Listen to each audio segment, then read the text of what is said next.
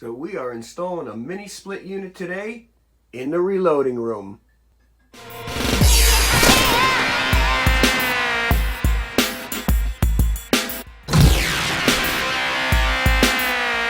There's my buddy Emil and Kevin, and they're unpacking a nice Rheem Mini-Split, 12,000 BTU, going to be way more than we need for this room. We have central AC in the room already. You can see right here, there's a duct there for the summertime, but it doesn't push enough air from my central unit. And we have baseboard heating right here. Everything's moved around because he's got the drop cloths in, but in the winter, it doesn't push enough heat. So we're going to use the mini split to supplement those two. It's going to go right up there. There'll be a unit outside, and he's going to wire it in on a separate circuit. And this room's going to be perfect all year round. So that's our interior bracket for the inside unit.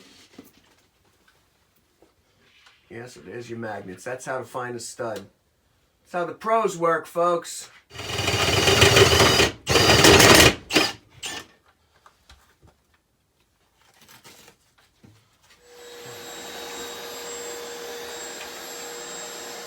And we got a unit up, so they're well underway. Wow, super excited, man. This is going to be great. People, what the pros do that the guys who normally do this would never do. Put antioxidant joint compound on all the electrical connections so that you don't get any corrosion buildup. Yeah, see, that's what the good guys do, folks. All the fly-by-night guys cut corners, not these guys. Right, Kev? Right. Good man. So that's the interior unit finished, all up. Now they're working outside, getting the compressor and everything set up, and the lines and all the electrical. There's the refrigerant, control wire, refrigerant, and drain. Cool, man. And they get hooked up, and then we're going to run it that way and down and then back to the unit.